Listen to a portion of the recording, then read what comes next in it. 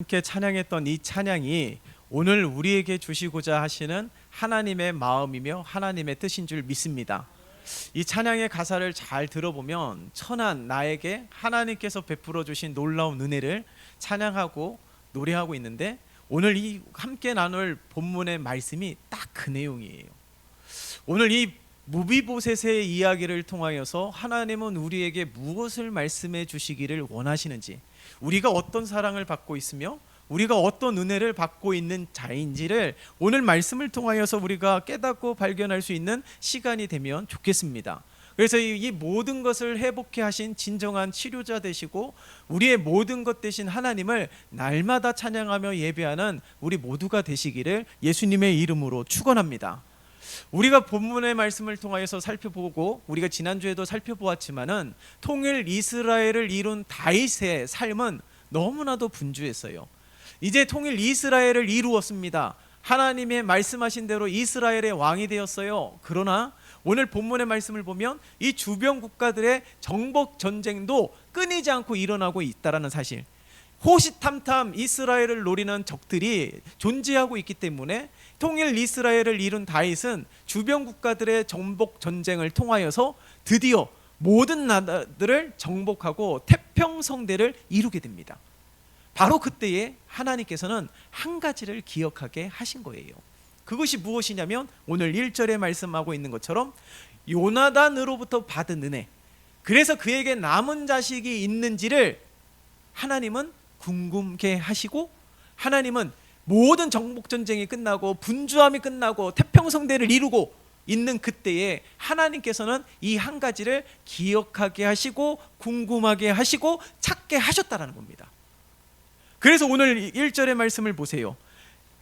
요나단으로 말미암아 그 사람에게 은총을 베풀리라 라고 기록하고 있습니다. 여기에서 은총이라는 것은 하나님께서 무조건적으로 부어주시는 은혜, 크고 다함이 없는 은혜를 말할 때 사용하는 단어입니다. 그러니까 이 요나단으로부터 받은 은혜가 너무나도 크기 때문에 이 다윗은 무조건적으로 조건 없이 따지지도 아니하고 남은 자식이 있다라면 그에게 모든 은혜를 베풀고자 하는 다윗의 간절한 마음이라는 거예요. 이게 하나님이 우리를 향한 마음인 줄 믿습니다. 하나님은 항상 우리에게 크고 놀라운 은혜를 베풀어 주시기를 원하세요. 창세기의 시작이 인간을 창조하시고 인간에게 복을 주신 그것이 하나님의 마음이며, 그 하나님의 마음으로 하나님의 역사를 써내려가고 있다는 사실을 우리는 성경을 통하여서 잊으면 안 되는 겁니다. 수많은 하나님의 이야기들이 성경을 통하여 기록하고 있지만 그 가운데 중심, 가장 엑기스는 하나님의 사랑이에요. 그 하나님의 사랑 때문에 하나님은 하나님의 나라를 이룬 것이고, 그 하나님의 사랑 때문에 하나님은 수많은 사람들 가운데 하나님께서 구별되이 택하시고 부르시고 기름 부어 세워주신 놀라운 은혜가 있다라는 사실입니다. 다윗에게 있어서 사울은 미워할 수도 있습니다.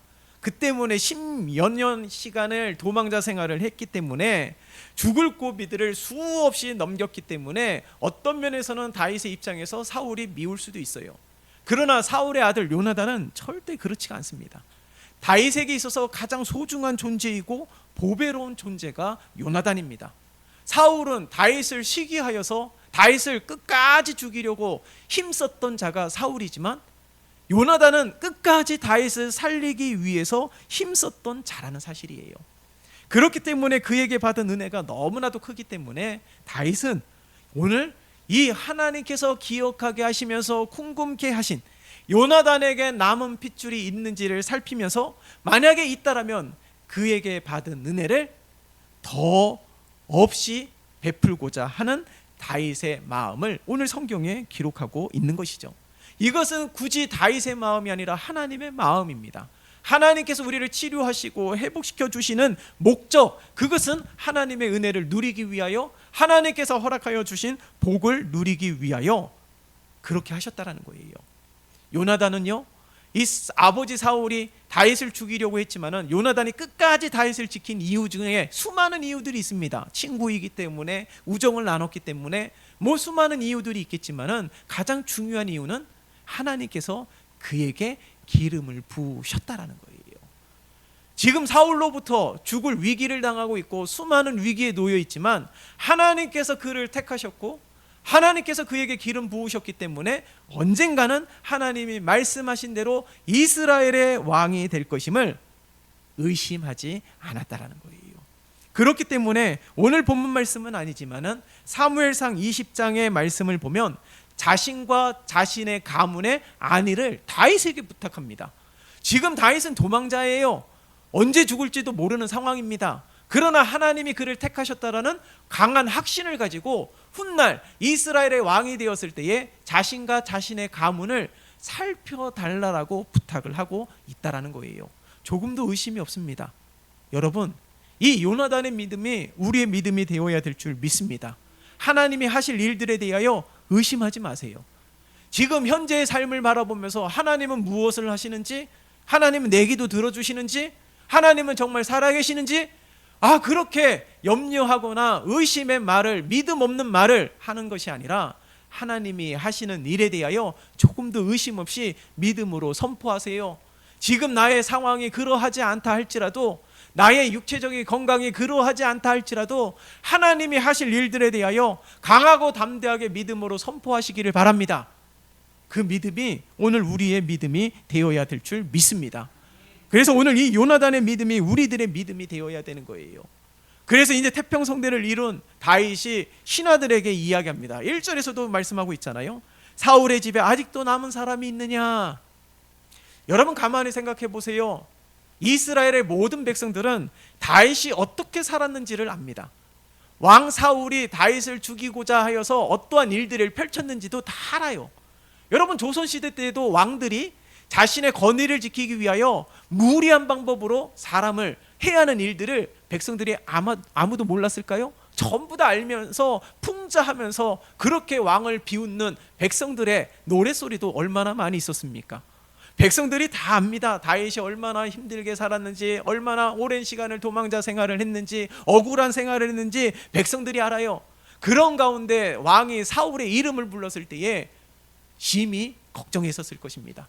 드디어 태평성대를 이루고 다윗이 그동안 억울한 일들, 아픔들을 다시금 이 사울의 집안의 피해 복수가 시작이 되는구나 하는 두려움과 염려가 가득했을 거예요.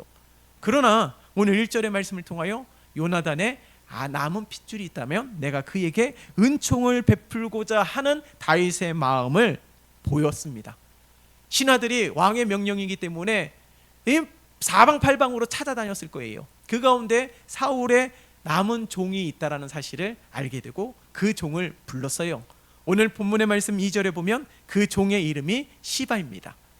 근데 그 종을 불렀는데 신기하게도 이 요나단의 이 남은 핏줄에 대하여 너무나도 상세하게 알고 있다라는 사실이에요.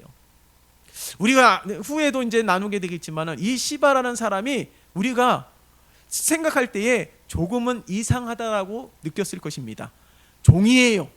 사울의 집안에 남은 종입니다. 만약에 요나단의 아들이 있다라면 그를 살피고 돌보아야 되는 것이 이 시바의 역할이에요. 그런데 오늘 이 시바를 불렀을 때에 드디어 왕이 피해 복수가 시작이 되는구나 라고 생각을 하며 두려웠을 것입니다. 그러나 오늘 이 나오는 종 시바는 한편으로는 기회주의자예요. 이 위기가 나에게 기회가 될 수 있음을 어렴풋이 생각을 했어요.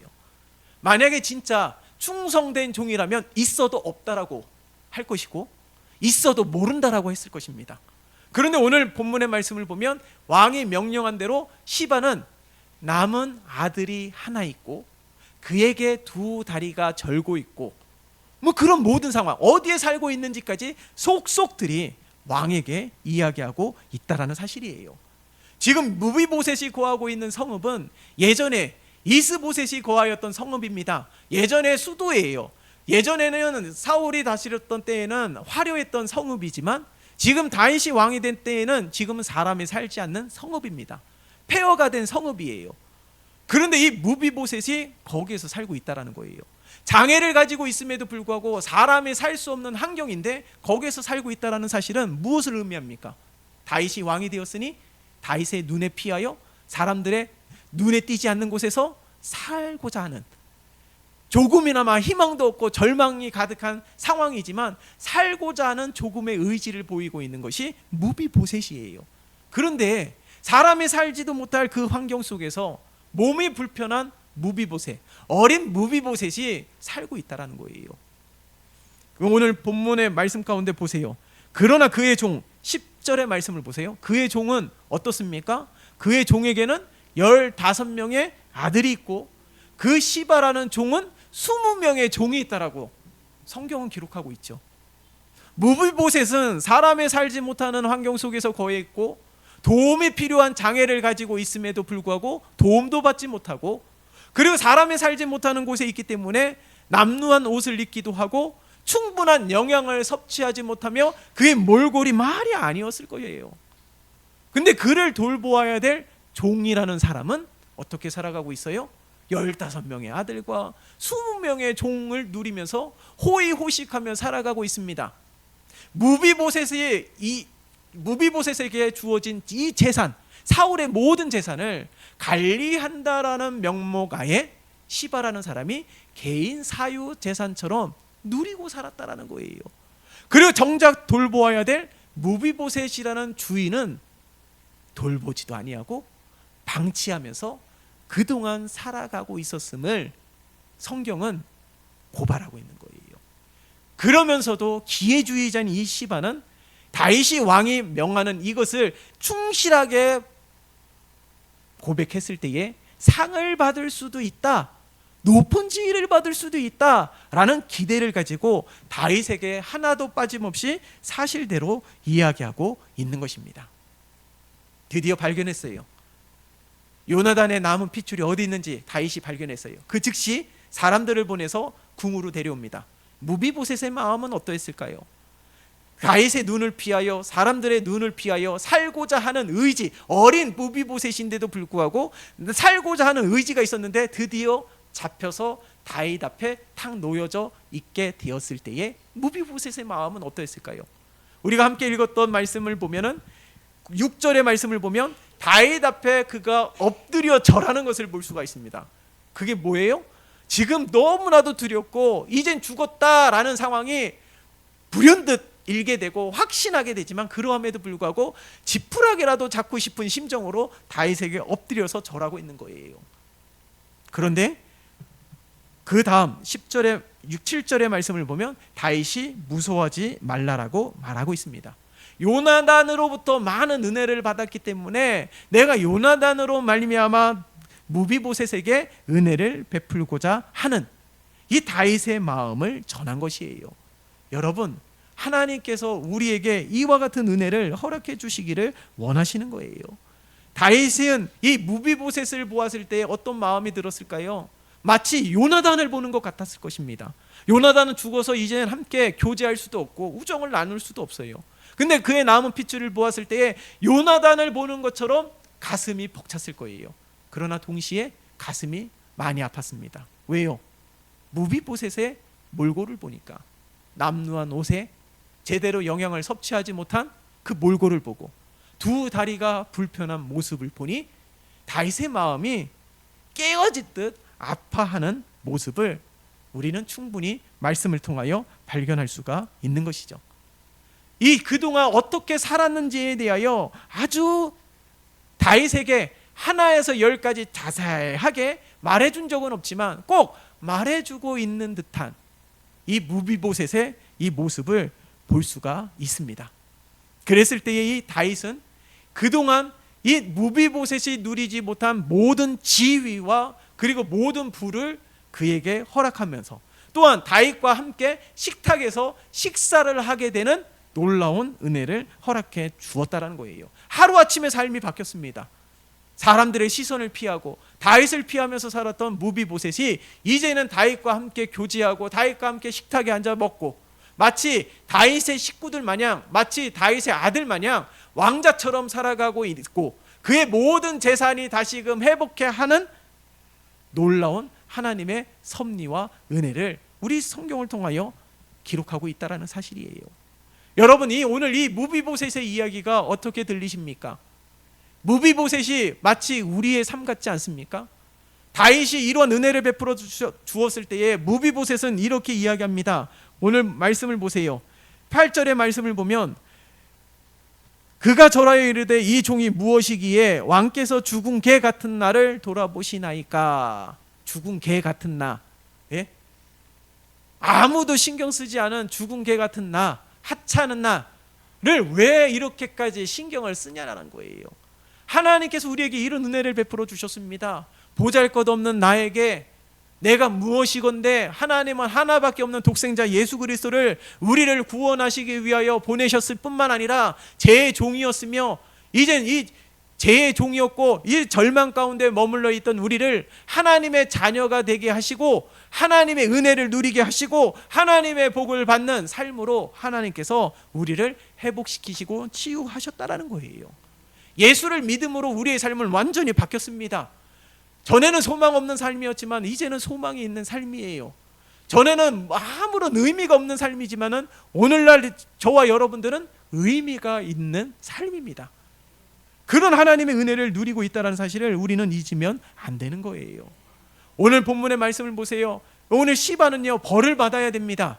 종인데도 불구하고 주인을 잘 돌보지 못했기 때문에 벌을 받아야 되는데 오히려 어떻게 해요? 그에게 벌을 내리는 것이 아니라 아주 확고하게 경고하고 있지 않습니까? 지금 왕의 식탁에서 누구와 왕 다윗과 무비보셋이 식사를 하고 있다는 거예요. 그게 무엇을 의미합니까? 무비보셋의 지위를 말하고 있는 겁니다. 예루살렘에 거하는 모든 사람들이 무비보셋을 하찮게 여겼을 거예요. 이미 폐가가 된 왕의 집안, 폐가가 된 왕의 집안은 어떻게 됩니까? 처형을 당하거나 노예로 평생을 살아야 됩니다. 그러니 이님이 끈떨어진 거기 때문에 많은 사람들이 무비보셋을 신경 쓰지 않았을 거예요.